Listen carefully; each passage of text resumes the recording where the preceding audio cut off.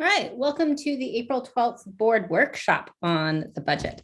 And today we have a couple of guests. So we have Stephanie Tribo, who is the assistant superintendent, and she'll be speaking to us about curriculum, and also Janet Corcoran, who is our special education director, and she'll be speaking to us about the budget the budget, of course, about the special education budget, which is Article 2 for people following along in the budget. Before we get started, I wanted to have a little bit of housekeeping, and basically I wanted to see if we had properly noticed this meeting.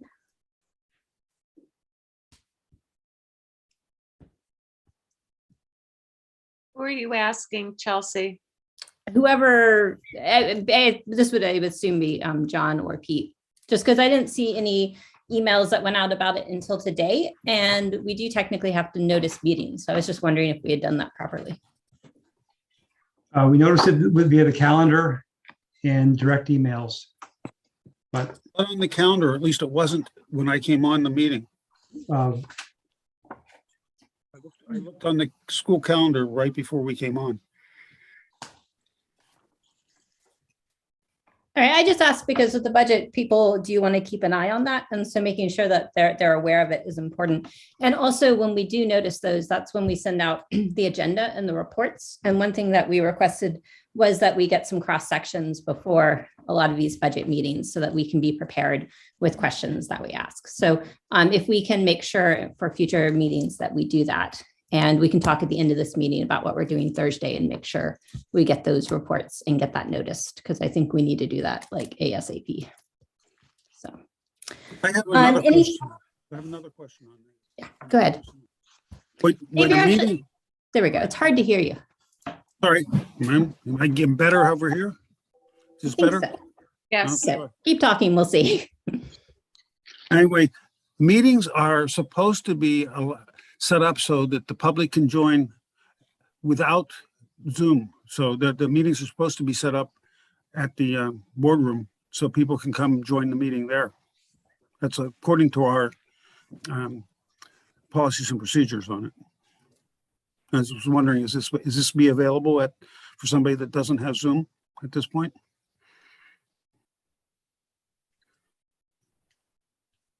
Wasn't there something that you guys used to do with Vimeo or live Vimeo? I think Dave's concern is what if for people who don't have access, like internet access or things like that, how do they participate? Because in the past, that hasn't been an issue because we've done it in person so people could come. But now that we're only on Zoom, if someone doesn't have internet access, how are we making it accessible? So I am unclear about committee meetings. I know board meetings and board workshops, like if we have a full-blown board workshop, we do that. But I don't think that was stipulated for committee meetings. It Because seems logical. Well, wait a minute, because all Sorry. of our committee meetings right now are still on Zoom. And so, and I think I'd have to go back and look at what we said for remote meeting policy, but I'm pretty sure that pertains to board meetings and board workshops, not committee meetings. We can certainly make it, we can certainly make the Zoom, make the Zoom link available for everybody, and we can do the Vimeo available for everybody. But I don't think the board agreed, or in policy, we stipulated that it would also be for committee meetings. So This is technically a workshop, however, as we just established earlier. I get that. So that may be something we're going to have to look at then, if that's the case, because I'm unaware of that. Yeah, I didn't realize it was a workshop either. So I totally agree. But it's a good thing for us to be making sure we're prepared before Thursday. So Just to be clear, this is exceedingly accessible by the public now compared to before. Now someone can be at home and they can get on a Zoom link, or they can watch live right now on YouTube. I mean, yeah, there would be some people here and there who may want to attend the board room and look at a computer there, but let's just remember, this is remarkably accessible, and it's a great thing to have now and into the future. No argument, Lauren, but we do have a policy in place that says it must be available to the public for people who can't access it this way. And I mean, if you want to change the policy, that's one thing, but the policy says that right now. I agree with you. I'm just saying, this is great. Let's just No, not, it's great. just keep this in mind, like we're doing something great here. This is a great way to do it. No question. Peter, the lesson here is don't recharacterize the meeting. Okay. All right. Any other housekeeping that people want to address before we get started? What's on the Lori? agenda for next Tuesday? I don't know. Because I doubt I can be here and I don't want to miss anything important. Well, it's all important, Lauren. That's the minimal Okay. viable budget process means every single thing is important. Yep. No, that I really must figure out a way to attend. I mean, some things I probably should, and some things you guys don't need me, So that's what I'm asking about Tuesday. Pete, you haven't, you have the gonna be general the- overview, so but I don't know the The order. So this Thursday, we'll do transportation and facilities. Next Tuesday I'm intending to do personnel and go through the personnel numbers and student numbers in the buildings. And again, review the high level. And so that's, okay, so that's the staffing. Okay, gotcha. Yep. And so we'll have transportation and facilities reports and cross sections ready for us tomorrow morning. You'll have them tomorrow. Okay. And then the personnel info by the end of the week. Can we get So we can review it on the weekend. Can we get a complete listing of the meetings that are can we get a complete set of postings for all the meetings that are planned for the budgeting process through the end of May? Because we've got them all, they're all defined at this point in time. Can we have them all posted? Yeah, I have a nice printout and I think that would be good for everybody to have. I'll resend it. I haven't sent it to you. Yeah, I just want to make the point that, in our district, we're really focused on relationships and we really want to be focused on that with each other. And I want to make sure that we ask Pete to do everything he can do and know that there are limits to how much a human can do in a day. So let's just keep that in mind as we go through these meetings and the days and the dates to keep in mind what we all are able to do. Oh, I totally agree with you that, but we've been having this conversation since December and we also have had this document since the beginning of the month. So I think it's reasonable to expect that the timeline and the getting it early. It's also something that quite frankly, I have meetings every night. And if I get information and I don't have an evening to review it, I have to take off work to review it. So it's important for us as well. Yep, just be mindful. I think I am. In Thursday's board meeting, there was one slide that did have a calendar of dates for the whole budgeting process. Do you guys recall that? Yes? I don't remember what they were though. No, I know that, but it was in the PowerPoint and that Peter gave us. None of those dates have changed, have they? Since last Thursday, the 7th? No, they haven't changed. Okay, My end, they have not changed. No. so can we, with, confidence, move forward with those dates then? Yes, unless Peter, John, you have something else to add differently, I think we can. Nope, I'll resend the calendar right now. Yep. And just an FYI, I'm in the calendar under committees. And it does list those meetings and does list the Zoom link in that calendar. Is that the Google calendar? Or is that the one from the, Yeah, from our, that's a Google calendar. okay, it's not transporting back to the link for the school board link. Yeah, where I usually look at the calendar, it's not on there. All right. Well, all right. I'm just saying it's under committee meetings. If you look at that one, it's there, but I don't know what else to say about it.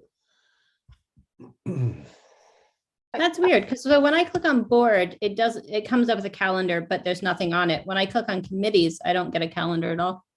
Really? Because I'm right in it right now. Huh. Yeah. Anyway, how about we get going? All right. So at any rate, that may just be something that we need to figure out because particularly if we are using that to notice meetings, then right. I mean, we want to make sure we can find it. All right. So I don't have an agenda, so I don't know what order you guys are going in. So who wants to go first, I suppose? I'm going Stephanie's first. gonna go first. Yep. So I'll just go ahead and share my screen and work through this PowerPoint that I have put together, and then we can do any questions that you guys might have. All right. Would you like us to hold questions to the end or to ask them as we have them? I would say, let me just look at my slides really quickly here. I would say if I can at least get through the first 3 slides, and then we can do questions. That way, I might answer some of your questions as we're getting through those 3 slides. And then I'm going to transition a little bit into some of the other funding sources. So I know that that moves people away from the general budget conversation, and we're trying to be focused on that. But I think it's really important that this group has an understanding of where some of the federal funding is being used and how it's supporting the curriculum. And I also have a requirement that I need to speak publicly about the title funding as well. So I'm just mixing it into this. No, I'm glad you did that, because I actually had a note later that was thinking about some of those other monies that I hadn't put on the original calendar. So I think that's great. All right, so. All right. So in looking at this presentation, I'm really showing the difference between how we budget district-wide for the curriculum and then school-based budgeting. And most of my presentation is more on the district because that's what I'm responsible for. The school-based budgeting I support, and I can speak a little bit to what some of the software and book purchasing looks like at the school level. But the bulk, anything that you see in the curriculum article in the budget that's in front of you when you're looking at it by department is more of the district-wide view. So district versus school-based budgeting, I'm going to start with the school. The school would be budgeting for things like replacement text. So Reading Street, for example, we have textbooks. And if there's a second grade that's larger than anticipated and we can't reach cross district, we don't have enough of the text, we need to purchase additional text. Those are purchased at the building level for the building that has that specific need. Replacement text might also encompass things like we used to purchase math journals yearly because a math journal is a consumable. The kids write directly in it, and then it's by the end of the year, it goes home with the student. So it's not a textbook, it's more of a replacement consumable. We do not have math journals in this current year's budget because our recent math implementation purchase is a 6-year purchase and it's one inclusive cost. So that's covered from year to year. So we don't have that as an ongoing cost as we continue to go forward, but that's what would be covered typically in those replacement texts. And there's other things like handwriting journals and other texts that just need to get replaced on a yearly basis.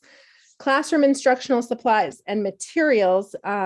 Teachers also help to support putting together the school-based budget for curriculum materials that they might need on a yearly basis or supplies. Some of the curriculum materials might be the science materials that they need to order in order to support the mystery science curriculum. And there's a list that they can look through. Some of the things in the list they just have in their classrooms, like markers and crayons, and they would only replace those if they need additional ones for the school year. But other things might be things that they might need to purchase on a yearly basis, like in first grade we have butterfly kits, and you have to purchase a purchasing card so that you can buy the live material of the larva for the butterflies that you'll eventually get. So those are things that would be encompassed at the classroom level. School or classroom choice apps or software. Some of these we've eliminated over time. We used to have things like Moby Max and Dreambox to support math, but since we've moved to the new math program, we don't have a need for some of those materials or some of those software purchases. There are still things that some teachers might prefer at the classroom level for an app, so they might request a purchase. The school level has requested Lexia, and I help support that. I get the quote together for them, but it's purchased at the building-based level. So when you see it in the budget, it's really under it's connected to the building and the software that's connected to that building itself. However, and you'll hear this theme throughout this presentation, we've looked for places where we might be able to leverage some of our grant-related funding so that we can continue to either make those purchases or make use of multi-year purchases. So Lexia is a place where we've done that. Lexia no longer appears in the general budget. It might be that we go back to putting that in the general budget at some point, or we get really good K-5 curriculum and we don't need that as an additional support, which that's a possibility as well. You'll have to tune into our curriculum meeting a couple Mondays from now and hear more about that. But the beauty of the ESSER funding is we were able to get a multi-year Lexia license for a significant savings. That's not something that we would normally be able to do in the general budget. And a company like Lexia has gone from $5 per license to $10 per license to $40 per license. And we chipped away over time. We used to get it for every K-5 student. And then we said, we can only purchase it for K-2 students. And then I made it building choice. And I said, if your building isn't going to use it, we're not going to buy the licenses. So which teachers want it and which licenses do we need? So it was really, trying to skim down on that piece as much as possible. But with the ESSER related funding, that's a great practice opportunity for students to be able to have other access to practice that's not just direct instruction from the teacher. So we were able to leverage the usage of that funding to get a multi-year license, which was a significant savings when you look at it over time. I do support the group discounted software. So for example, every K-5 wants to use Pebble Go for their libraries and research. So I help to gather what the cost is. Sometimes software is a flat out building based cost, and sometimes it's a license by classroom, and sometimes it's a license by student. So there's really 3 different ways that companies tend to do the billing for those. But we always look at how many people are requesting the licenses and can we do a bulk discount and find savings that way. But that doesn't mean it gets paid for at the district level. It's still billed by school. And that's been a learning curve for principals. And I think just sort of understanding where that funding comes from. The other school-based is professional development for staff training. I think if you look at the 3-year trends for that, it's now 0. And it was 0 last year as well. It doesn't mean that we don't do professional development anymore, because we do on our early release days. However, that funding is now coming from Title V funding, and I'll talk a little bit more about that and how I allocate that per school. And then the last piece for the school-based are things like library books.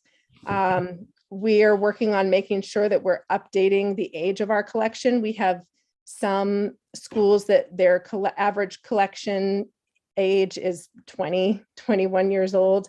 I think industry standard is usually 5 years. And I think our youngest collection is 11 years old. So our librarians have been looking closely at that and making determinations about how to best update. Our older materials tend to be the nonfiction materials. So just really looking at how we can update that process.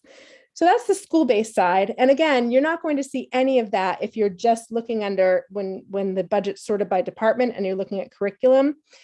When you look at it that way, you're going to see what's budgeted district-wide. So usually we will put new program materials into that side of the budget. It could be if we need pilot materials, I'm missing an L there, training or first full year implementation. So 5 years ago, when we initially implemented Reading Street, we purchased it as a district. It didn't go to the building-based costs. That funding was specifically under curriculum. And I think it was like $136,000. That's not a cost that we're spending every year on that program. Usually once you purchase a program, You might go to replacement text or consumables, which then goes to the building level. So it's usually just a 1-year initial cost when you're doing a full implementation. I have a note here that much of this, and you're going to see on the next slide, I talk about some emergencies that we've encountered. And I know I've talked about that to the full board at some of my, through some of the reports that I provided. But we have been, again, leveraging our ESSER related funding to reduce any impact of emergency curriculum needs so that we're not impacting and adding to the general budget. I have another note here though, because again, you're going to see this on an upcoming slide as well. I do think we should consider a contingency for curriculum going forward. Again, because of some of these emergencies that we're seeing, these are things I cannot anticipate, and I don't know how frequently things like this are going to continue to happen. So I'll talk more about that in just a moment. The next piece that is budgeted district-wide, this isn't a huge expense. I think it's $7,500, but it's our evaluation tool. So all administrators are using this.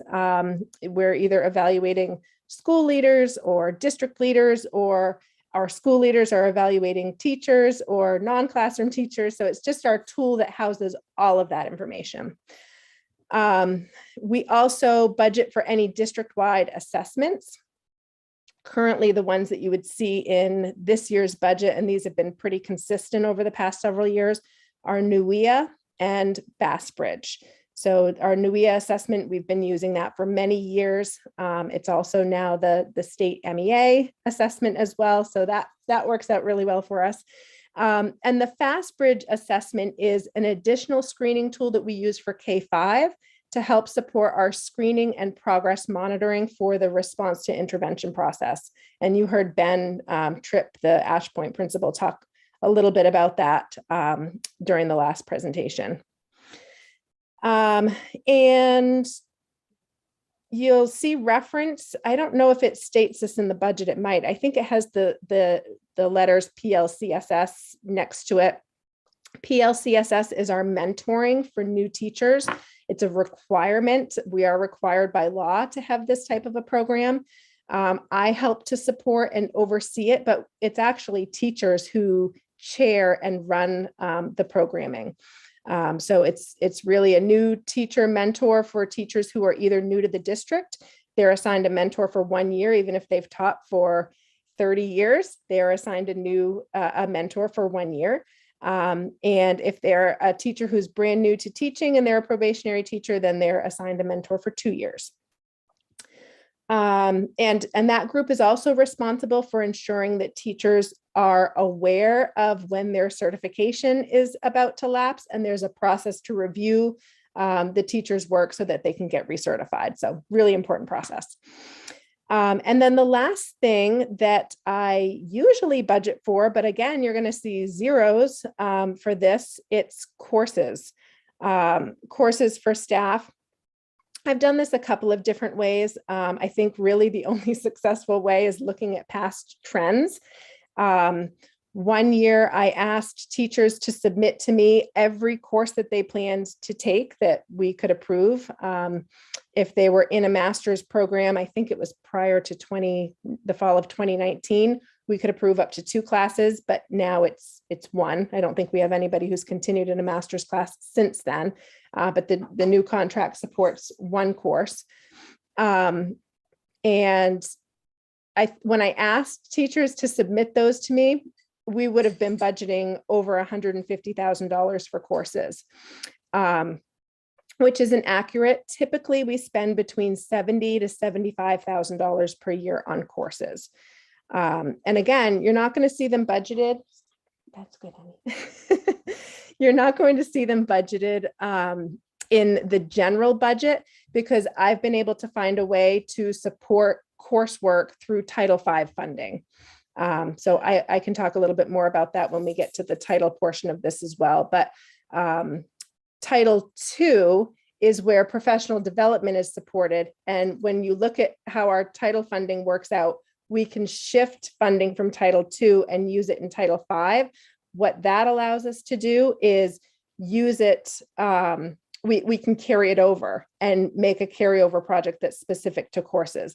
If we left it in Title II, we can only carry over 10%. So you'd think that's sneaky, but they told us we could do that. So, so we take full advantage, and that allows us to sort of continue.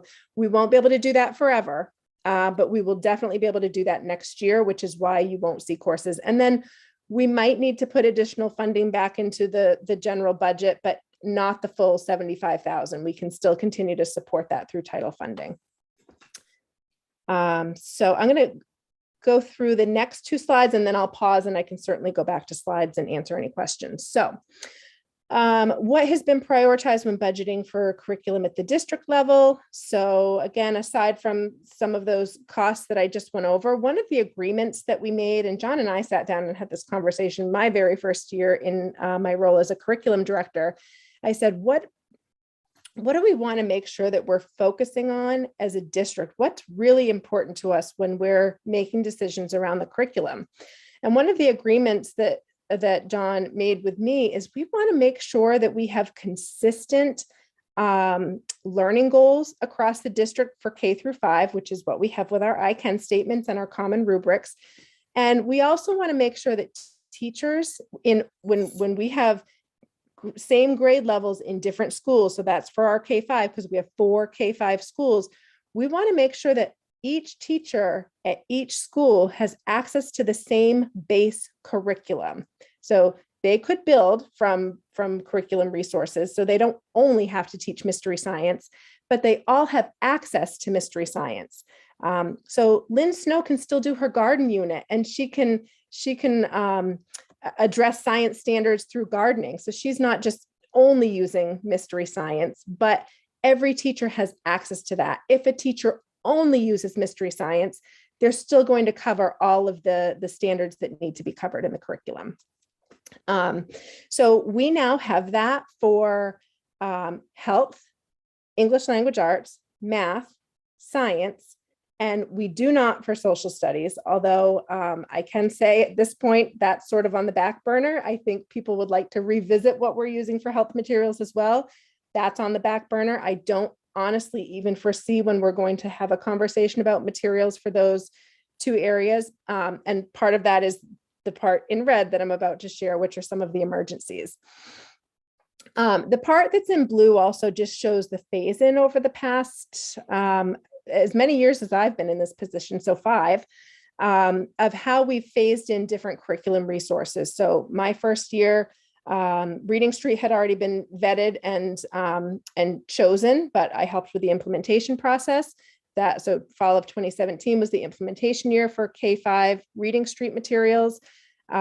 Next in line was a full science review. So we did a full science review during the 2017 year. After the review, we do a pilot year. So that was 2018, and then full implementation of mystery science starting in 2019. We did a math review in 2020. We almost didn't finish. I'm so glad we did, because we were all overwhelmed and we were almost through it. We had one more thing to review, one more company to review, and it was the company that we ended up going with. So thank goodness we finished for a couple of reasons. First of all, because we loved it. It rated head and shoulders above anything else that we reviewed. We piloted, but we didn't compare it to any other programs because it so far exceeded the ratings of any other program that we looked at. And in our pilot, it just so happened that at the same time we were planning to do a pilot with our K5 math program materials, we got word from the company that we were using math materials for TGS and Cushing that they were discontinuing all of their materials. We couldn't even buy or purchase or use them. So our math company that we were piloting was wonderful. I said, can I add like 15 more teachers to this pilot? And they said, yes. So we've been able to be very creative in light of some of these emergencies that I'm about to share with you. But I think it's important to understand why these things happen, because again, we might want to consider some type of a curriculum related contingency as we continue to move forward. So unplanned emergencies.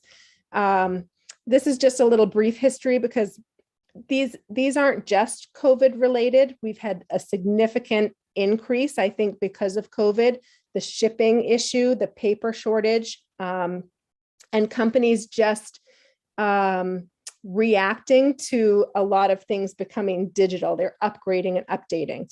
But some of these emergencies happened prior to COVID. So in 2017, a company that we use called AimsWeb eliminated the version that we were using. We either had to upgrade to the new version, which was an expense and training, or we had the opportunity to shift to something different. That's when we shifted to FastBridge, which is one of our district-wide assessments. In 2020, that was the elimination of the investigations, which is what two of our buildings were using. And again, we were fortunate to be able to enroll those teachers into the pilot, and they were all willing to jump on board and do that. So there was no major cost or impact to that. In 2022, so that's this year, we got word that the Go Math curriculum that we're using for 6-8 was going to be eliminated or updated, I guess, into sort of a different program title. But the company was making changes.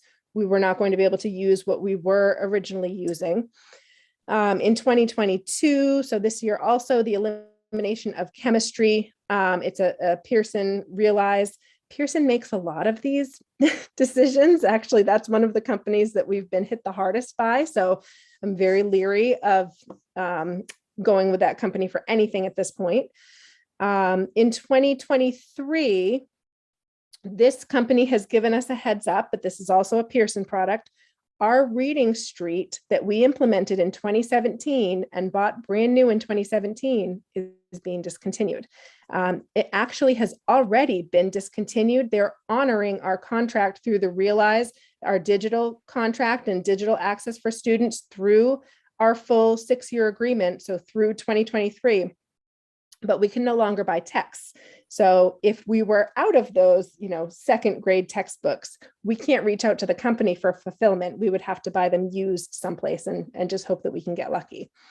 We're in good shape with those, so I don't anticipate any issue, but you should know that we are going through a literacy review process, and we'll be doing a pilot. You will see some funding set aside for books for the pilot process for this upcoming budget year. And we'll be doing a full implementation in the following school year. So fall of 2023. Got one more slide and then I'll pause for just a minute. So again, this is just thinking for the future because I don't think that there's any major budget impacts from curriculum this year. Again, not only is it status quo, it's like status negative because we've shifted a lot of things into either Title I or to ESSER related funding. But we're not always going to have ESSER related funding. So I think that this is important for this group to consider. So some of the emergency needs, I've just put some costs down there and where we're planning to use the funding source. But just to give you an idea of the surprises that could come up and could be a financial impact that we might not be planned for. The K-5 math implementation was $149,500. We covered that through ESSER. It's definitely student support related and we're seeing great results.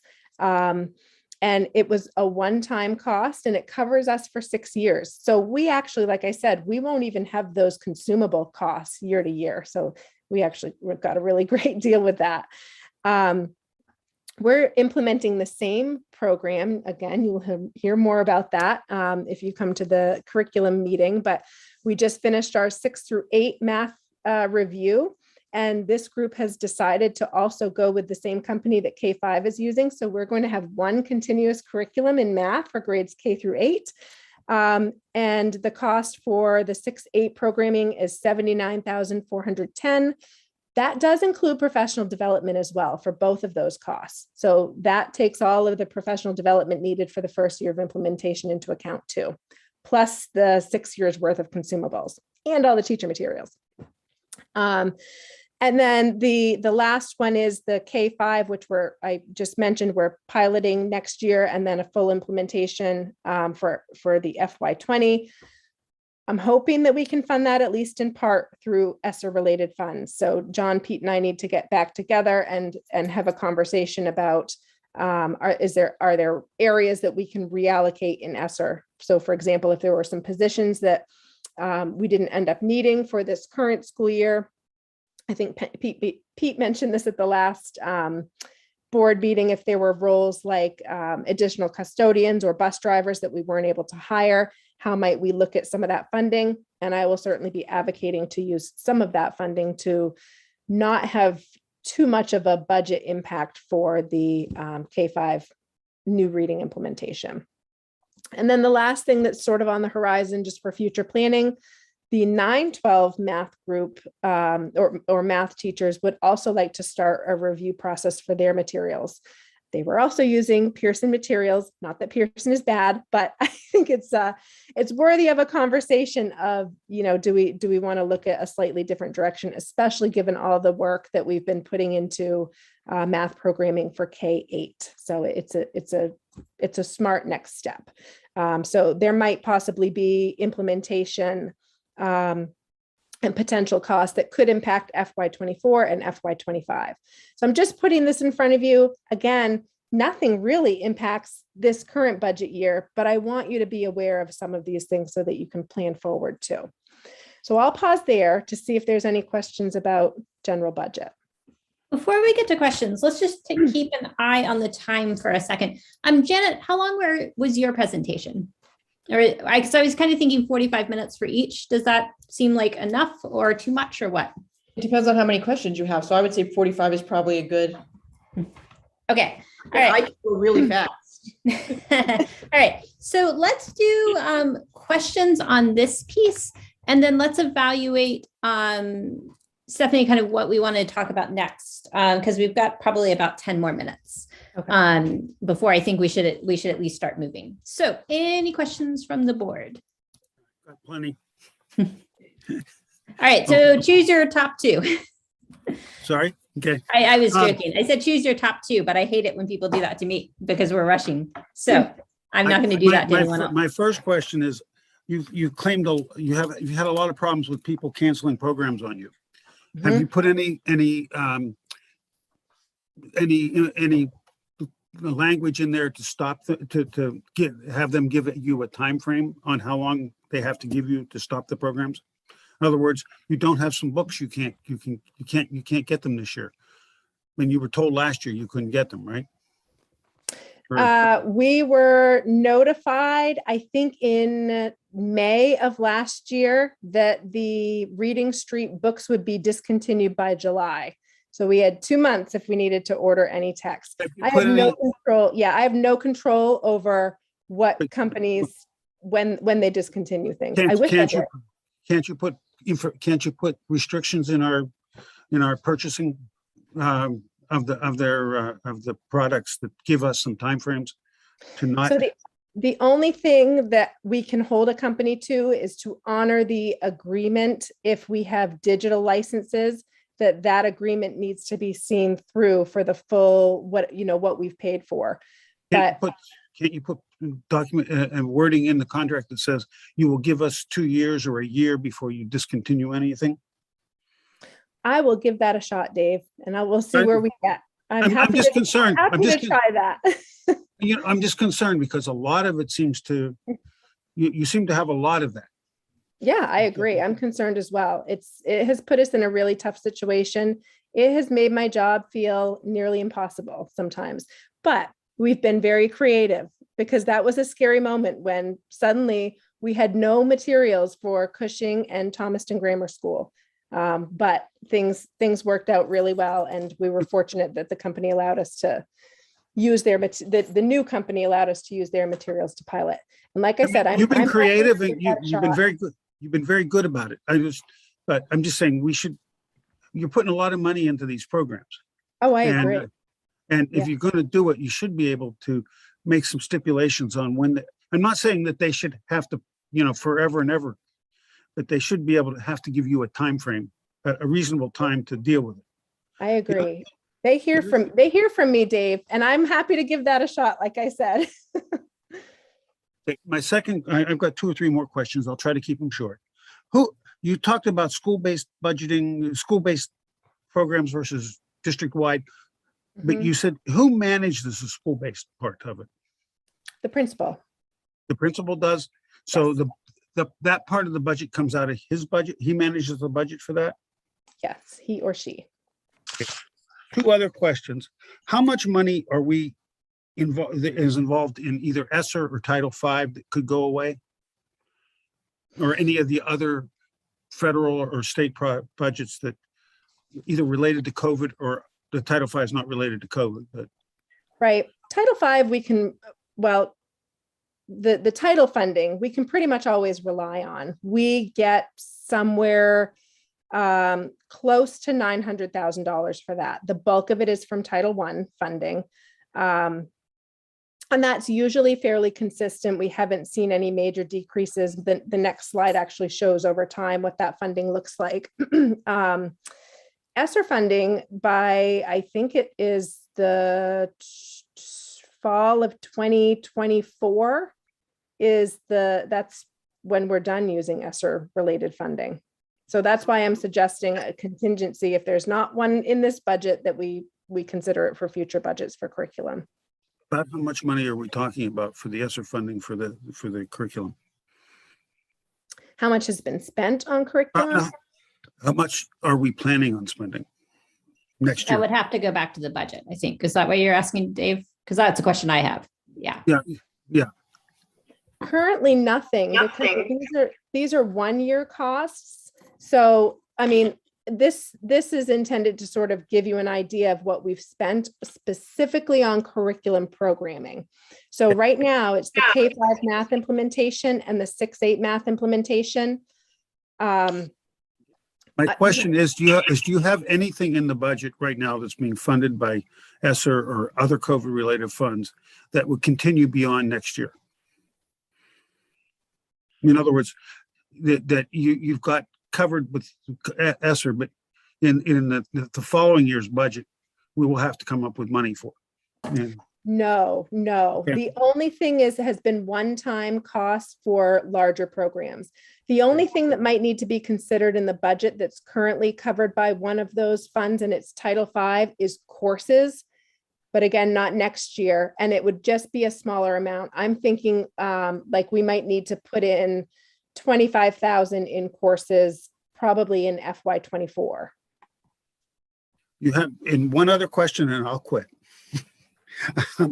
You in the budgeting process, you mentioned the fact that some teachers use different apps or programs or whatever than other teachers in the same grade levels.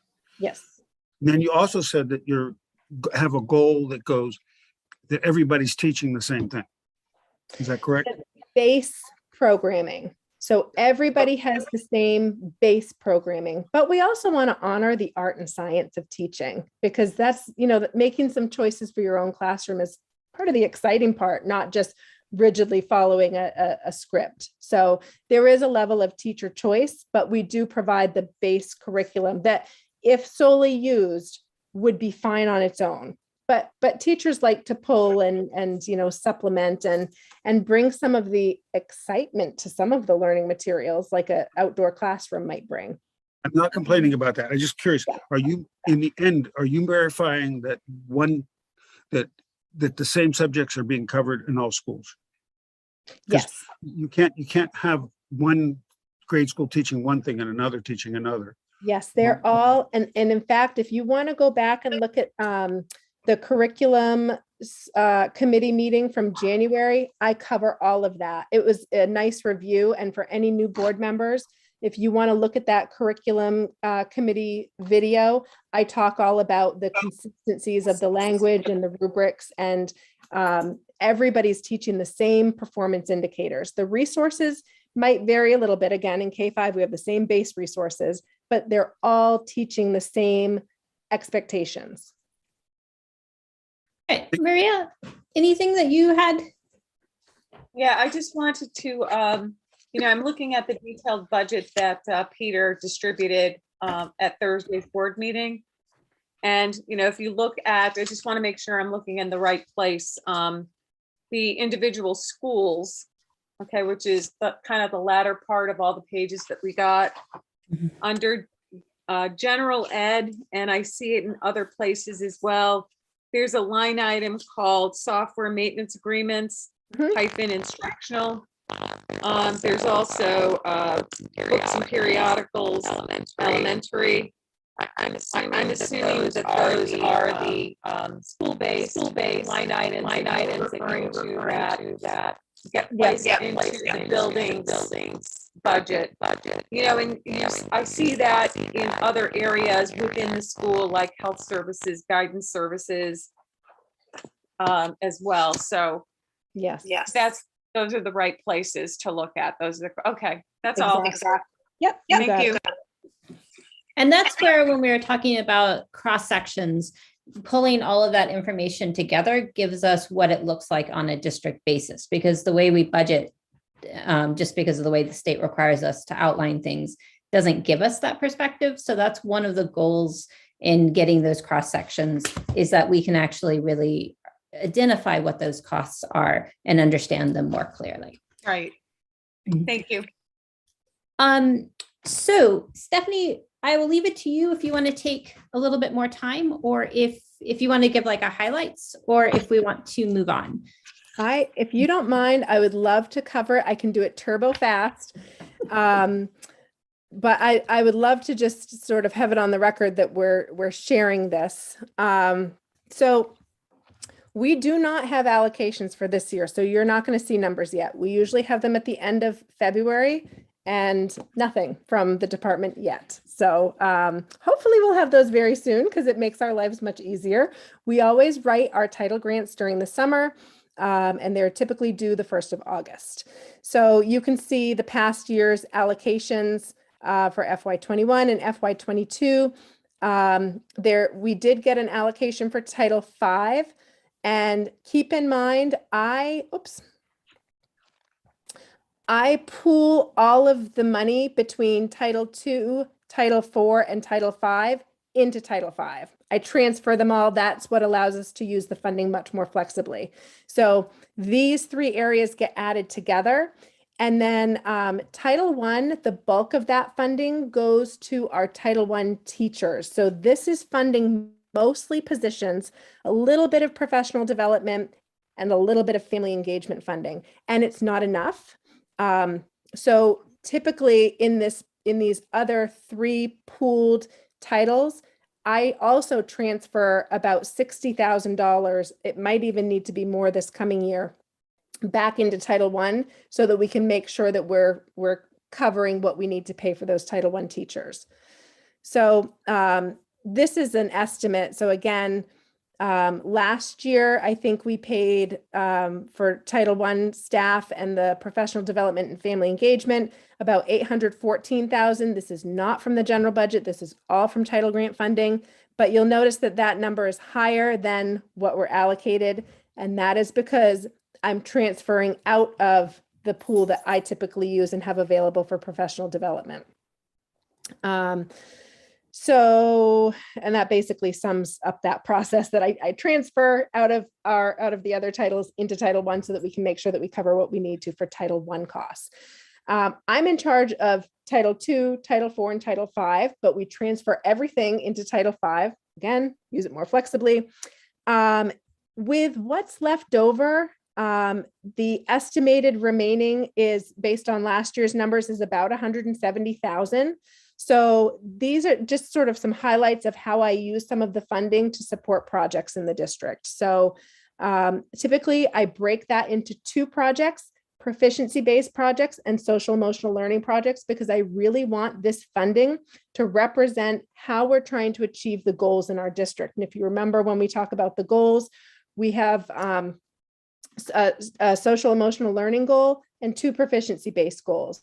And our principals have school-based objectives that tie into those goals. So some of the funding is used on school-based objectives. So I mentioned when I was talking about the general budget that there is no work beyond contract and purchase services and travel, there's no PD that you're going to find in the budget that's for general ed teachers. And that's because I've shifted all of that into this title-based funding, and then I allocate an amount to each school to support them in their objectives.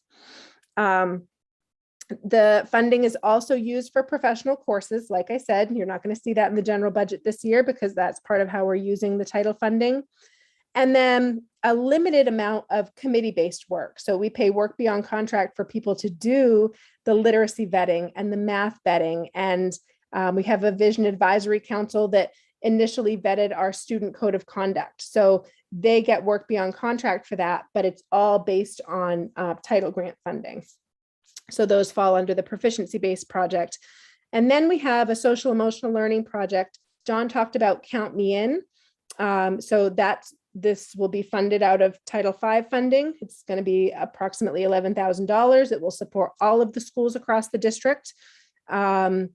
We sometimes have some supplemental tools where we're assessing students with a holistic student assessment, especially in the middle and high school, to get information in order to best support them through our BAR model that we've implemented, and through really just developing social emotional supports for students. So funding for those assessments comes out of title funding. I think it's around $4,000. It's not a significant amount. And then we've also funded any specialized district-wide trainings such as trauma-informed practices. So we'll continue to use this funding in a similar way. And this slide just sort of highlights essentially what those projects look like. So I think that's as quickly as I can sum it up, but does anybody have a really super quick question about title funds? Can I interrupt? Maybe what we can do is, I think that when we do our larger budget process, it might be good to come back to this question of titles a little bit more, because then we can kind of talk about, you know, what our overall budget looks like and then where we pay for it. So if it's okay with you, and nobody has any questions that really need to be answered now, I'm going to kind of shift that Q&A. All right. Is that good with everyone? Yes. All right. Now we will let Janet do the screen sharing, assuming she has permissions and all of that is set up. Thank you very much, Stephanie. It was nice to hear an overview of that. And I look forward to seeing the cross sections, because I'm really interested in looking at what some of those school-based numbers are. So I look forward to looking at those soon.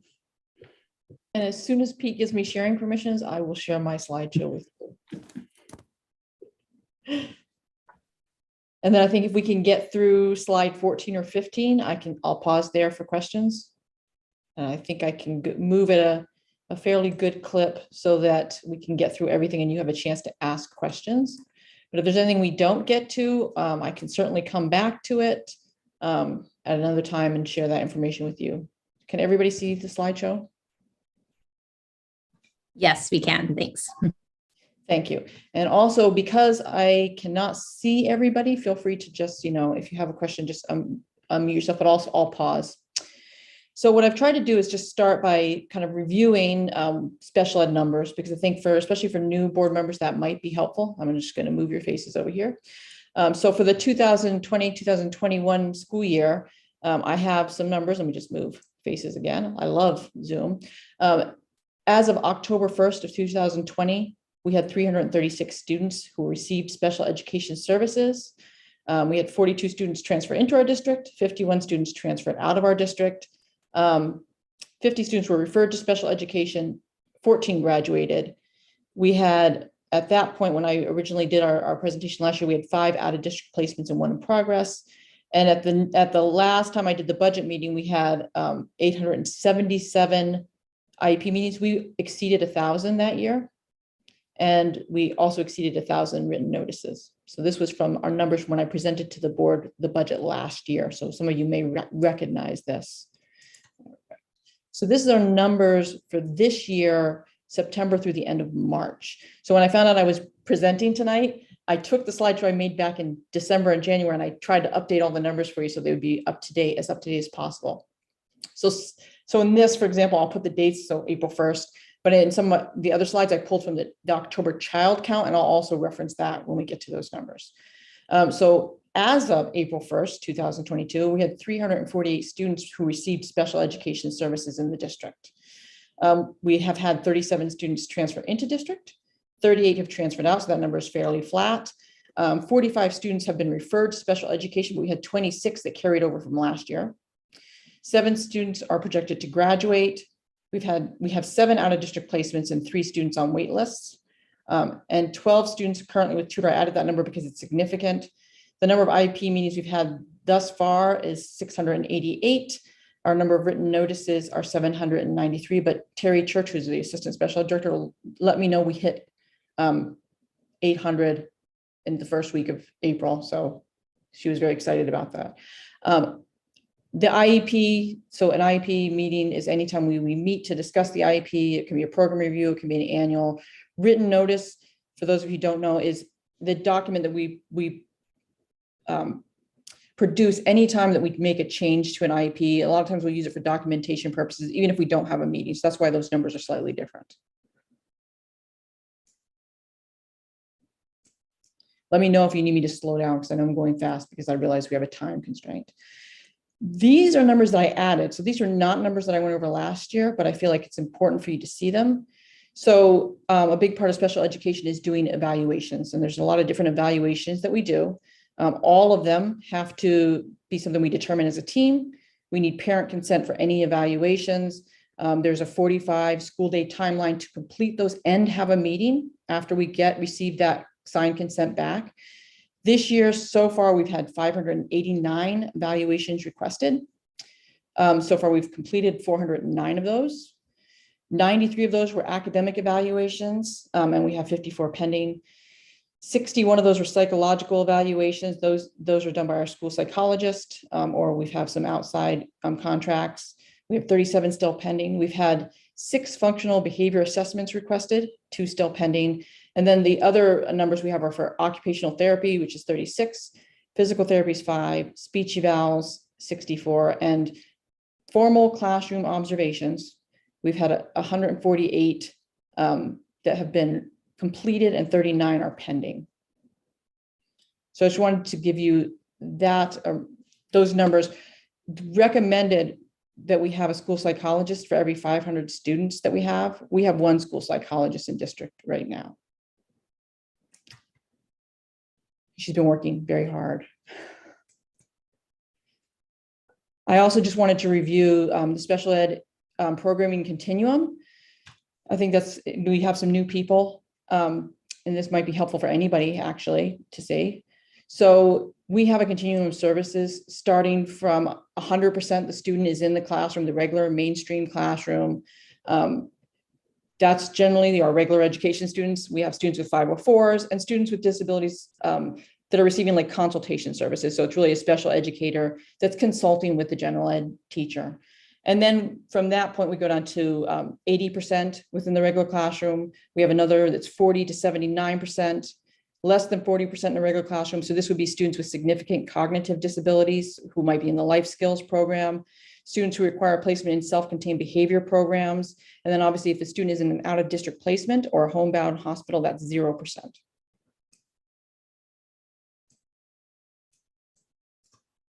Yeah. Okay. So I think that slide is showing up very oddly. If it's showing up the way it's showing up for me, it's a little scrambled. Is everybody able to see that okay? All right, there you go.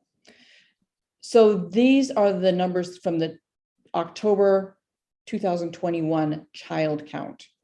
So at that time, if you break down special education students by disability, you can see how many students we had in district with each disability category. Definitely the highest is specific learning disability. We also have other health impairment, which could be things such as ADHD, orthopedic impairments. There's a lot of health impairments that could fall under that category. And then we have definitely speech language. Our numbers for emotional disturbance are at 30, we're at 33 at that point, and we have autism 37. So those are our highest numbers.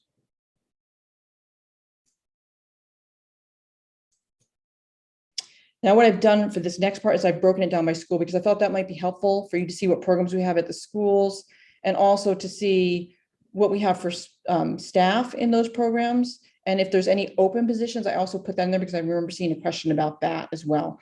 And then after I go through these slides, that's where I'm going to pause so you can ask questions. I can go back and answer questions about anything I've covered. So for Ash Point, right now, 18.8% of that population, that student population, has special education services.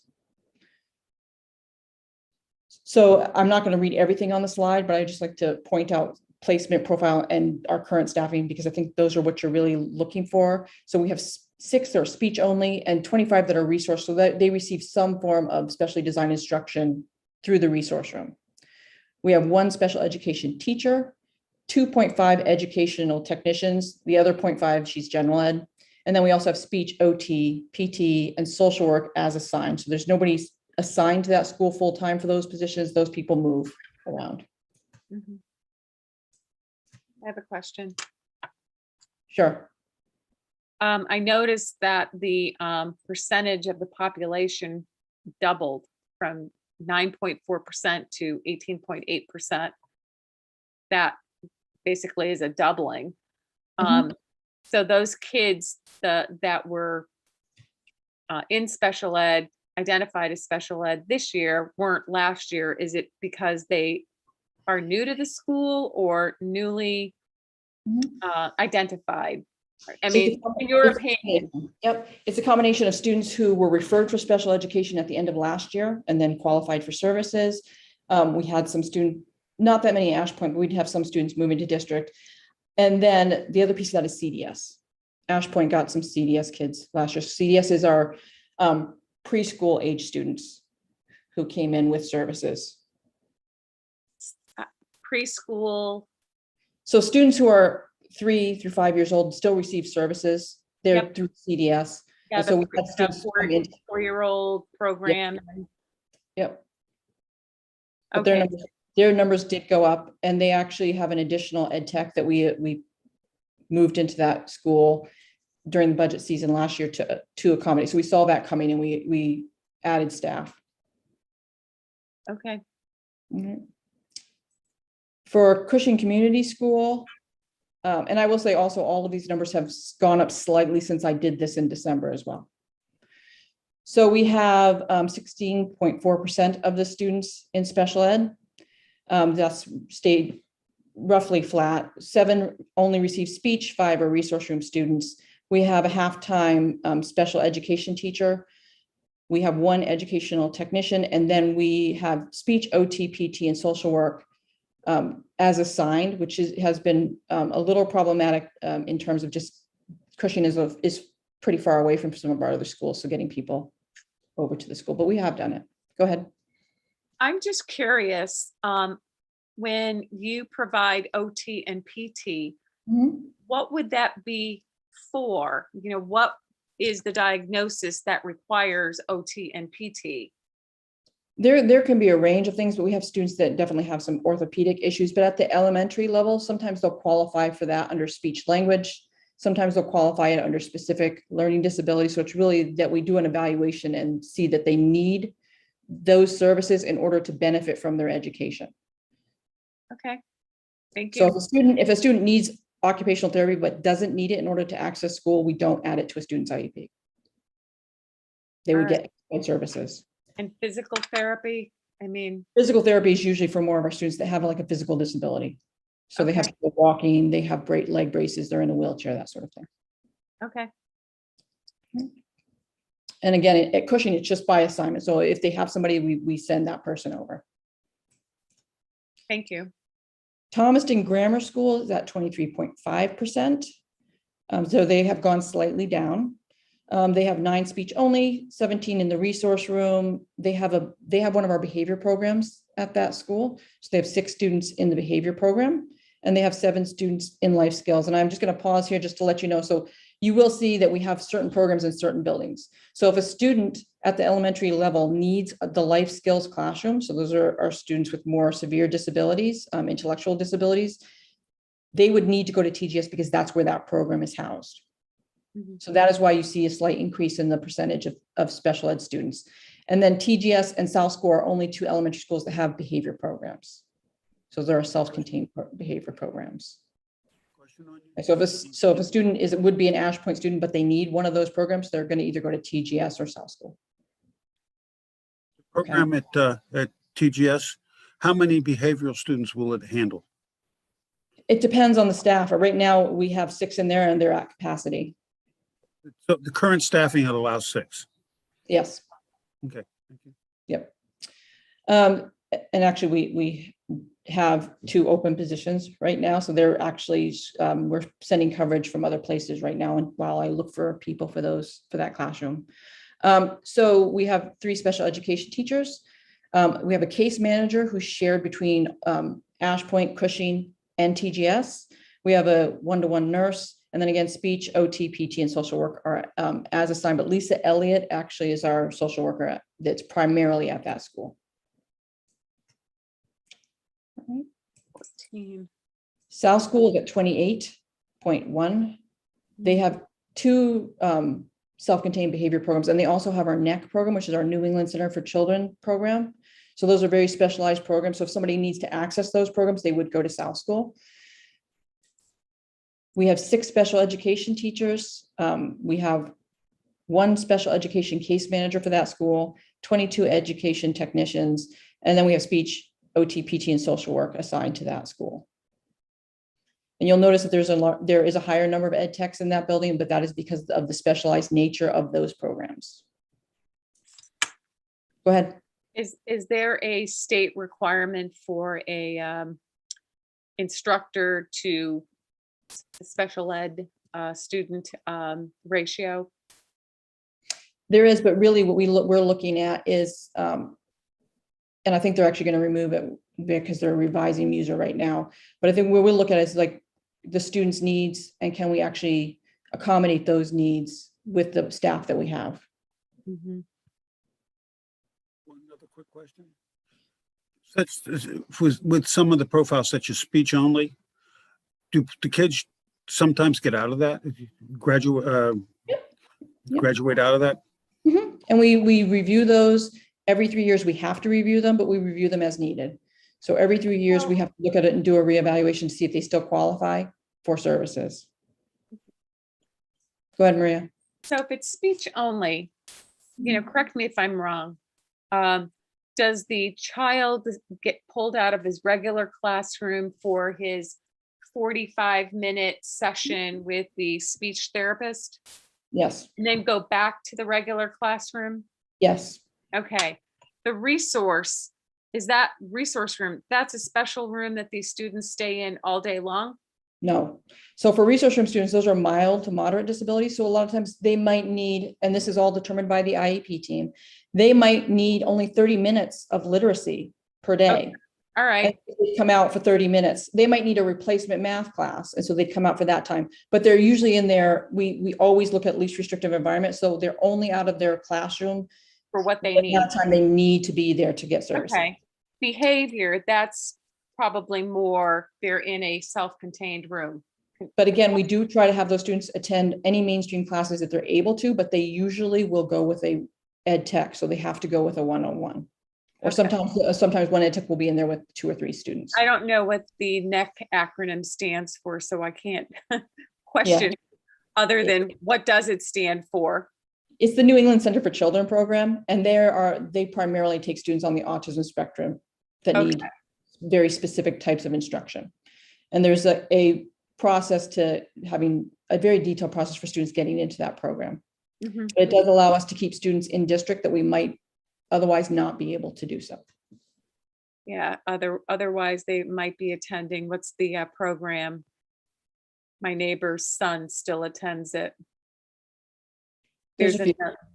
Yeah, there's a few. We have Atlantic Academy, we have Margaret Murphy. There's a few out of district programs. Yeah. Mm-hmm. Okay, thank you. You're welcome. So I'll go on to the next one. Now we have Oceanside Middle School. They're at 24.1%. That's a slight increase. And you'll see also as we get into the upper grade levels, you'll see the speech only decrease because those are students that have received those services and no longer need them.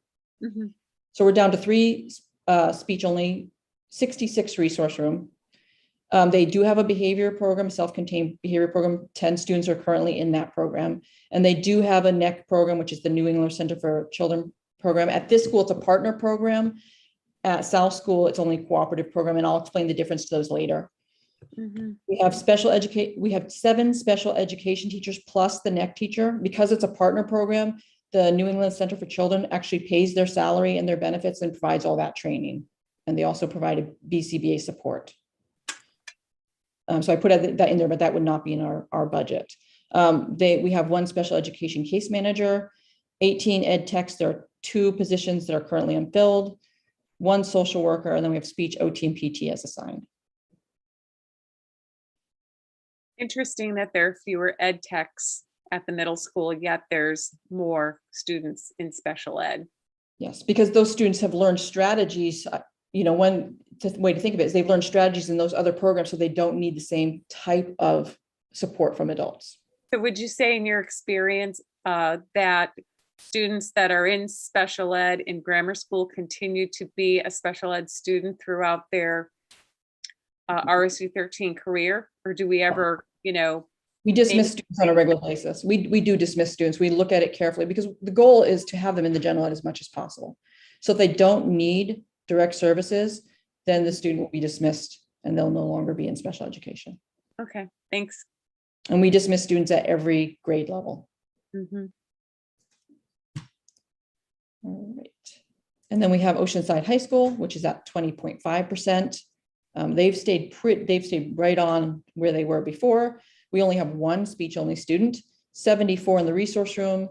We have 18 in our behavior, to our 2 behavior programs, self-contained behavior programs. 6 of those are currently on tutoring or truant. We have 13 students in the life skills program.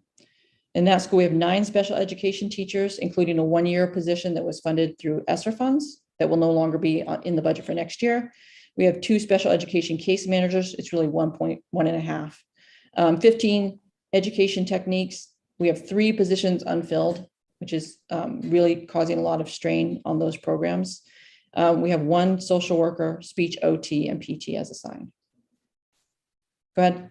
Do these numbers include the out-of-district students? That would be next. Okay, thank you. So this is our out-of-district placement students. So I've put down where we have those students. Right now, we have our students, we have 7 of them that are in out-of-district placements. And I've listed the schools where we currently have those placed. 1 is in a temporary residential placement in New Hampshire. That's that last one, in case anybody's wondering what that stands for. We have 2 students who are on a wait list for placement, for out-of-district placements. Okay. I've seen an increase. We've had, I think, 3 or 4 students move into our district this year with out-of-district placements. Some of those were DHHS students. Actually, a majority of them were, and some were just students that just moved into our area and they already had an out-of-district placement or were on a wait list for an out-of-district placement. We've been able to bring some of them back into our district because we have our programs, and some we have not. So Janet, diagnostically, what are we talking about in terms of out of placement? Like, what are we typically seeing that we need to get out of placement help? It's generally speaking when the behaviors are not something that we're able to staff at our school level, and we're not able to provide those students with the education. So we might be able to manage some of the behaviors, but they're not getting the education that they need. And we have a lot of really good programs to address that. Yeah, okay. So next year, we're hoping to bring 2 students back into district. Yep. I think that leads into the question that I had, is that Pete mentioned when he did the budget presentation last week that we were budgeting for a particular program, and then the hope would be that would offset those costs. So I was wondering how you're incorporating that into the budget, and if I'm understanding that correctly in the first place. Sure. Before I move on, does anybody have any questions about what we've gone over so far? I have a question on who's, are most of them behavioral issues and that are out of placement, out of district? I mean, there are students that have significant behaviors that go to out of district placement. There are students who have severe disabilities that they just need something we can't, provide. So we'll, for example, we might really specifically design instruction that they need. So there's a mix, but it generally is behaviors. Yeah. So the behaviors can be brought back into the district with the right program, right? Yes. Okay, thank you. And you have 7 unfilled positions. Is that accurate? I think that, I mean, I'm looking at my calendar for what I know I need next year. I think that's accurate, but I'll double check that. That's fine. Okay, I'm thanks. just looking at what I'm projecting to have open next year after retirements, which is like much higher than 7. Right. And then this is our incoming CDS profile, but that's kind of a moving target. So right now it looks like we have 5 speech only coming in, 6 resource room, then 4 that would either be in one of our self-contained behavior programs, NEC, which is our autism program, or life skills. So that's a significant number. Then 3, they're in process, meaning that they're in the referral process through CDS. So they might be found eligible, they might not. And then of course, we always have students who just move in that haven't gone through CDS that possibly would have benefited from doing so. These are throughout the district, right? Yeah. Yes, I was going to put, I was thinking of putting like which schools we thought they were going to, because we do have that projected, but I thought for some of these students, they might be somewhat easy to identify who those if the families were watching, they would be like, oh, that's my kid. I didn't want to do that. I just was curious. They're distributed throughout all the schools then. Yes, Okay. but South School generally gets the higher number. And again, if they're in one of these programs, ISP, NEC, or life skills, there's only 2 schools that have those programs. Just for giggles, by the way, the legislature is currently debating, because the department, DOE, wants to give 3 and 4-year-olds from CDS to us schools. Mhm. They really want to do that badly. So Yes. we don't know if that's going to happen. There's a lot of siloed interests and all that stuff, but it would expand our special ed department and our special ed mission if CDS, all those 3 and 4-year-olds, were to move to our district, those kids in those towns. Yes. And that's in addition to what's going on with DHS moving students into our district for our services, and some of them requiring out of district placements already. So something's going on, and Janet she's the one to let me know.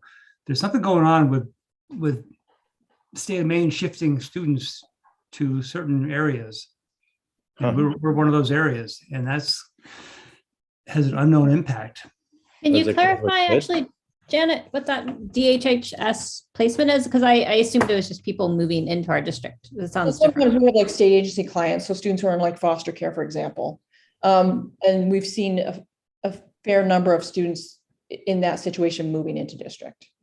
And is that something that DHHS covers the costs for it, or does that go into the local taxpayer? And for the most part, I think it goes into the local taxpayer. Well, that's Certain interesting. Because it seems like DHHS, the money would we can sort of get follow the reimbursed. student. Yeah, we can get reimbursed for credit. There's a form that I can fill out. Okay. And I do fill that out. So things like transportation, that sort of thing. Yep. Okay, yeah. So that's not something that we're covering, that DHHS is covering. And then, just since we mentioned the 3 and 4-year-old students, I would just like to also remind the board that we also now, if a student has not met graduation standards, so they haven't graduated with a general ed diploma, then we can have those students in our school until they're 22 years old. So we're increasing on both ends. That is, they want to stay, right? Or in some cases, it's for their parents who want them to stay. So we see that mostly in our life skills programs. Sometimes they have to stay. A question for you I thought at some point in time that the originating school district had to pay for the special needs education for some of the students. If they're tuitioned in, but No, I meant, if they're transferred in, now maybe it's a New Hampshire thing, where if you're at least for the same year, if you are originally a special needs student in one district and you move to another, the money follows you. I'm not aware of that, Pete. Okay.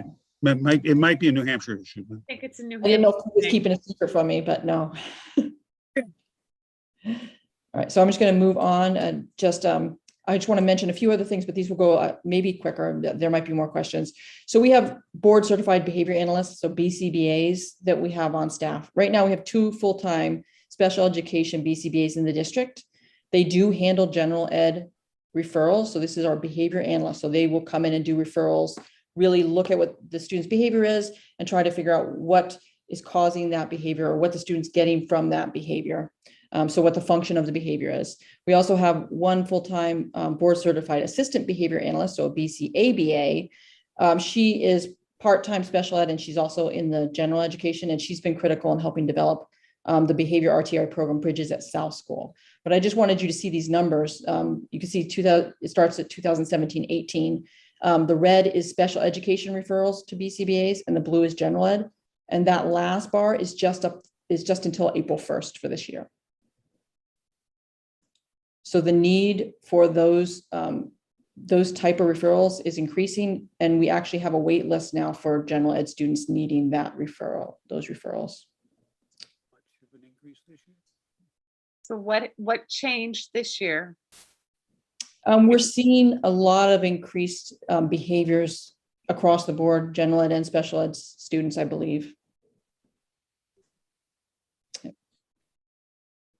And you can see 2020 and 2021, that's when we were all saying we weren't seeing those behaviors. That's a very low number. And then, but this year we're seeing a lot. We weren't in school really for Yeah. part of that year. So some of that could be students learning how to do school again. Some of that could be ongoing stress from a pandemic.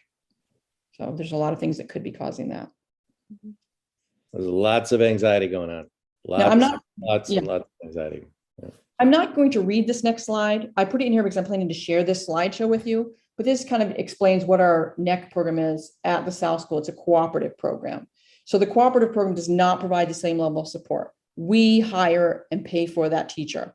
We don't have the same BCBA support, but they do consult with us, and there are a lot of really useful things that come out of that cooperative program. And again, I will share this with you, so don't think you have to read very quickly on this. And definitely not this one, because there's no way you could. Then the OMS has a partner program. And the difference between the two is that for the partner program with NEC, they actually hire and provide a trained and experienced teacher. There's an increase in BCBA support. There's actually an increase in family support as well. And so it's a much more comprehensive program. And that's what we have at our middle school right now. Okay. It's also obviously more expensive. And then I threw these goals in because I know everything we do has to do with goals. This is usually the slide that shows up right before I ask for something, just fair warning. So increase the district's capacity to serve students with significant behaviors. So again, with that BCBA, we're seeing those behaviors go up. Increase retention and recruitment of staff, that's ongoing. Create more robust transition plans for our 9 through 12 students. That aligns with our pathways goal. At the high school, we have some exciting things we're doing for next year that will not add anything to the budget. Meeting our legal obligations under special education law. So that includes our increased district capacity to complete student evaluations within legal timelines. We have a legal timeline of 45 school days. With only one school psychologist, that is very difficult to do, if not impossible. The 45 days over the summer. It's 45 school days. So over the summer, it can be a couple months. Yes. So like, for example, if I had a consent for evaluation come to me today, that would be in September. Yeah. Okay. Yep. And this is the ask for. So this is just for me to give you what I'm asking for and to try to give you my reasoning behind it. And then you make decisions based on that. I am asking for an additional BCBA. And the reason for that is we're seeing a significant increase in BCBA referrals due to increased behaviors across the district, but specifically at schools like TGS, OMS, and Cushing. And then in my conversations with principals, that is something that they identified that they feel like they need. And the addition of this position is obviously to ensure that we're serving the needs of our current and incoming students, and also to assist with general education teachers in the behavior RTI process, because that can reduce referrals, which we've seen at South School with their program. This is in addition to the openings you already have. Yes. Okay. And then 2 full-time ed techs at Oceanside High School. That's in our ISP program. We have a significant number of students with behavioral needs, and we are trying to bring students back from out of district next year. And those students are going to be at the high school. So we have quite a few 8th graders at our program at OMS. So I am looking to shift some staff, obviously, to the high school. but we have students who need one-on-one ed techs in order to do that. And in order to bring a student back from out of district. And I know Pete and I have been discussing ways to fund that to reduce the impact on the budget. I'm just pausing here because I know there's questions. Are there any kids in the program that are graduating from high school this year? Yes, and this accounts for that. Okay, There's more kids coming in than there are graduating. okay. And the So- students transferring in all have significant behaviors. The ones coming from the middle school, but also the students that are the student that we're trying to bring back into the district. So one question I had is, so the budget that we have in front of us is a status quo budget, and it's up about 11%. So is that including these requests? Does it, what is driving those costs specifically?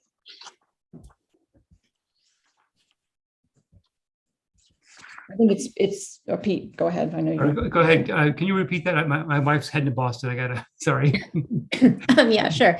I asked, so I was looking at the article, and it looks like the article is up about 11%. So my question is that what is that actually incorporating? Is that incorporating this request? Is it incorporating other stuff?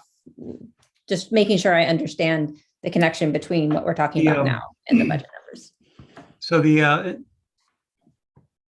so in the budget, and I think it's actually been reduced because we found some duplication in there. But it's still about 9%. There is an additional teaching position in the budget and an additional ed tech position in the budget. Janet is probably going to move the teaching position to a different position that will be open next year. Yeah. It'll be open and we'll reduce the position. So the teaching position will actually be absorbed into the current budget. And so we're going to reduce that number. It won't be as high as what it is right now. The ed tech would probably be, we haven't quite figured out exactly where that ed tech came from. And maybe it should have been funded by ESSER. Yeah, I think it was supposed to have been funded by us. So we're trying to figure out, what that is. But the rest of the increases are really, we've had an adjustment in the speech scale. So that's hitting this. And there's also some other adjustments that are being proposed in the budget that would account for a lot of that. But the one position was about $115,000 in there for the teaching position. So does that include this BCBA and the two ed techs? No, it does not include the BCBA nor the ed techs. And that's where we think that,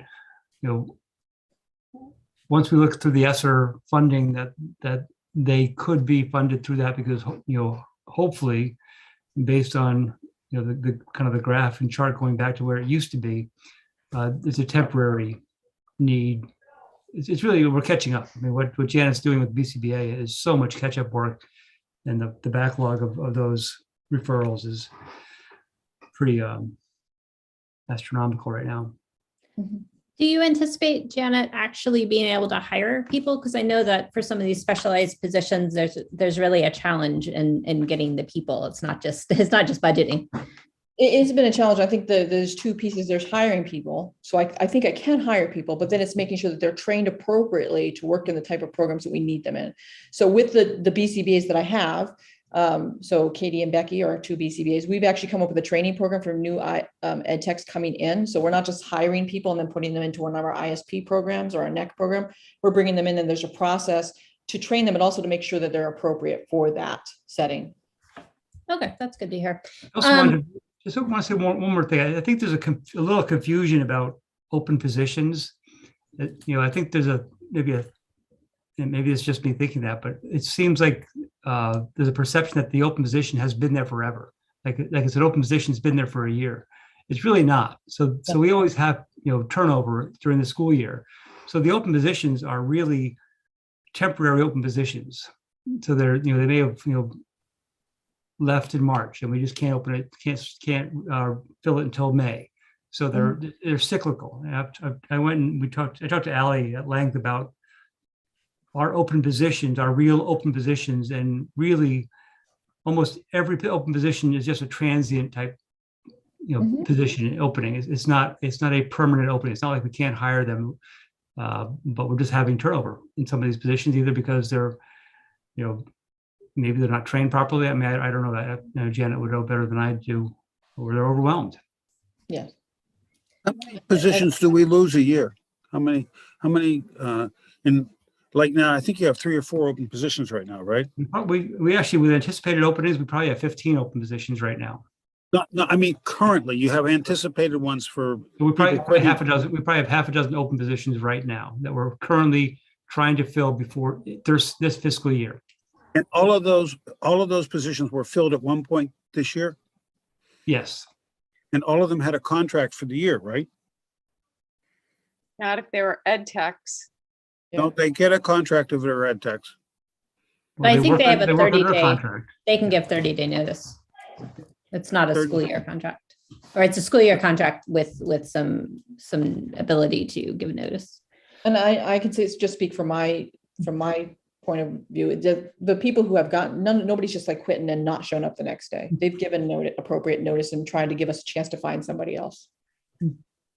So are you having trouble finding speech? Because I guess I had this impression that we were having a lot of trouble finding certain positions. We had a full group of speech language providers. We had somebody leave because she moved to Portland. So that was at the beginning of the year, and we have not been able to fill that position. We have been contracting with Presence Learning to provide some of those speech services virtually.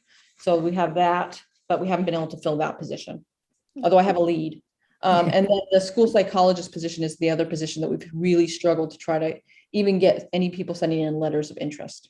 And that's the other big part of the increase was that speech. We've been contracting with a speech therapist. Yes. That was not budgeted, but we've had to do it out of need. And what I did was I actually put that contracted position, I put it into the payroll as an opening, because it would be better financially if we could actually hire that service for next year. So doing the speech online does not save us any money. I think it does, but because our speech providers realize that the best way to provide services is in person, so their workload right now is very high. So I think it does, but I do worry about burning out our staff. And what about the new program? And we're hoping to add a program in order to reduce out of district placements. So how is that shaking out in the budget? There we go. Oh, there you go. See, I thought I was trying to look at what you guys were asking for in terms of information, and then make sure it was in here. So the changes I'm asking for is I'm asking for the South School NEC program to move that from a cooperative program to a partner program. It is more expensive, but they would provide a trained teacher, and we would get additional support in the form of BCBA support from that program, but also in terms of resources for families. So I think that it is offset to a degree because we're not paying benefits for that person. We're not hiring that person. We're not paying the salary for that person. And we're also getting somebody who's very trained. I think that will allow us to not only bring us maybe a student back next year, but also we have some CDS students that we just mentioned that might be identified for that program. There's a cap on that program of 7 students, but we can't accommodate that right now with our current program, because we just don't have the trained staff. This would allow us to be able to bring students back and keep them in district. How it affects the budget is, I think I mentioned this the other night. So the program itself, the change of the program is in the budget. The increase to this new program is in the budget. Normally, if we were paying for tuition out of the general fund, that's where we would see the decrease. But because all of our tuition is being paid out of our grant funding, our local entitlement, that's where the decrease is going to be seen if it was just going to be a 1-for-1 trade. But because we're seeing such an increase in our need to use that grant funding for other tuition needs, it seemed like a bad idea to try to reduce the general fund somewhere if we didn't actually have the savings in the grant funding. Normally we could move something. We could have moved the program into the grant funding, but I don't think we're going to have the funding to do that, to do both. mean, we don't increase our spending because of the grant funding. We just try to use as much of the funding as we can for all the things that we have to provide. Okay.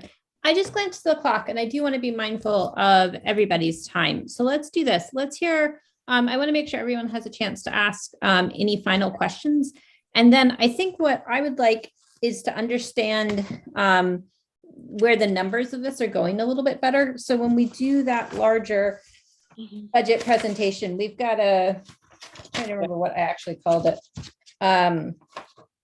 Big picture overview day. When we do that big picture overview day, I think it'd be really helpful to come back to this conversation so that we really have like a picture of what's coming in, what's going out, and where that money is going.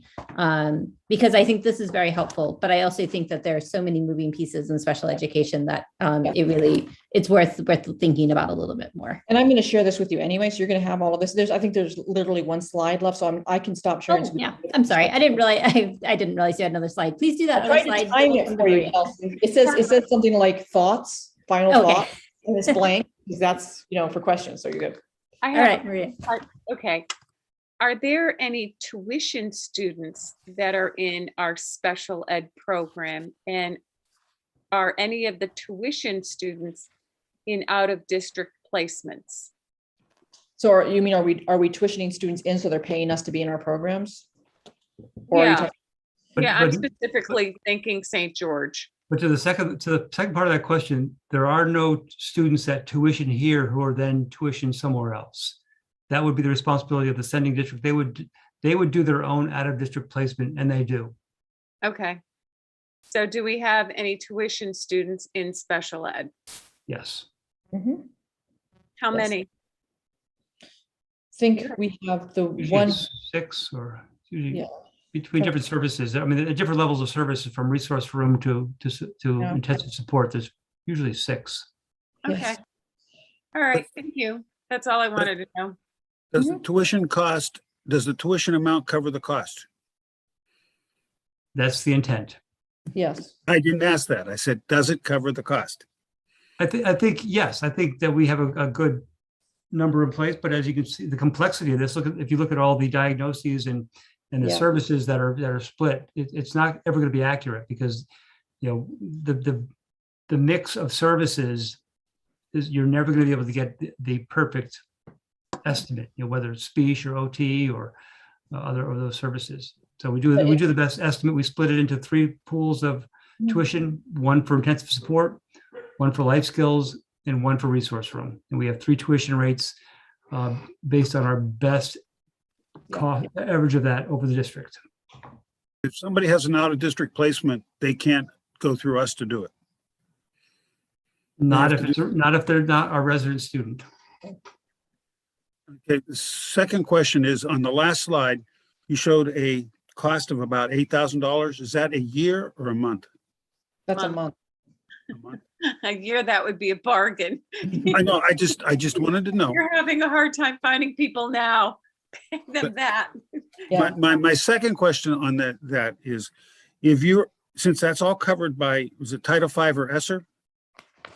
The students that are out of district placements are covered by ESSER right now, It's right? actually local entitlement. It's an annual grant. It's not a going away grant. It's not going to be a fiscal cliff type grant. My question is, since it's covered by a grant, is there any need to do this? Why increase the monthly fee if grants are covering it and you can't use the grant to cover the monthly fee? We have a set amount that we get from local entitlement funds, and we're getting close to exceeding that. So then if we have more students in out of district placements, then we can accommodate with that. We're going to have to start putting it in the general budget. I'm fully in favor of bringing every student into the district that we can. Yeah. It's generally cost effective and it's generally better for the student. So, Yeah, I think an example that maybe I'm wrong, but tell me if I'm wrong, Janet. But with the like the NEC program, it's costing us $16,000 per student for the program per year. And if we can bring home 1 out of district placement who's costing between $90,000 and $120,000 a year, it's a pretty good trade-off. We raise an average of $25,000 in our budget for each special ed student. If you just take that $9 million or whatever the number is this year and divide that by the number of special ed students, you can see that we raise, in addition to our regular budget of $15,000 per student, we're raising an additional $25,000 for the special ed students. So these programs, if we can do programs or do our own programs, it's totally worthwhile and makes us much more sustainable long term for the taxpayer. Under the programs, do you have to get permission to bring the student back into the district from the parent, or can you allocate that the plan, whatever the plan is, be allowed Yeah, enough? The IEP can you set the IEP up so the student becomes back in the district without the parent's permission? We have an IEP team meeting, and it's a IEP team decision, and the parents are part of that IEP team. Can the parents veto it? They can initiate the due process. If the district feels like the student should be coming back into district and the parent disagrees, there is a process for that. Generally speaking, the parent wants the student back in district. Just All the right. question is whether the parent has the final say or whether there's a process to get around to deal with what we think is the better placement for the student. Okay. Yeah, there is a process, but I will say that, we have good IEP teams, and the students that are out of district placements, their parents are a part of that process. Okay, so we are running out of time. So if nobody objects, I'm going to go ahead and close the meeting and then ask that we come back to the special ed. And when we do, it'd be really helpful to have a list of like the new costs and where we're shifting all of the money, just sort of high level. You guys last year did a chart with like the ESSER funds that was really helpful. So something like that, I think would really help. And getting, of course, well, it sounds like you're still working on the final numbers. So figuring out when we get the final numbers, where that money is actually going in special ed, that would be very helpful. Because it sounds like there are some important needs, and I just want to understand where all the moving pieces are. So I just want to say, Stephanie and Janet, thank you so much for coming out tonight and talking to us. Thank you for all your hard work and dedication to our staff and our students. Thank you so much. Thank you. They are rock stars. yes, we definitely appreciate you spending time and giving us an extra 15 minutes over what we had scheduled. So I hope everyone has a good night. And if anyone does have any other questions or you think of any, send them to me and I'll keep a list so that we can make sure we come back to things. Or you can also send them to us. And we will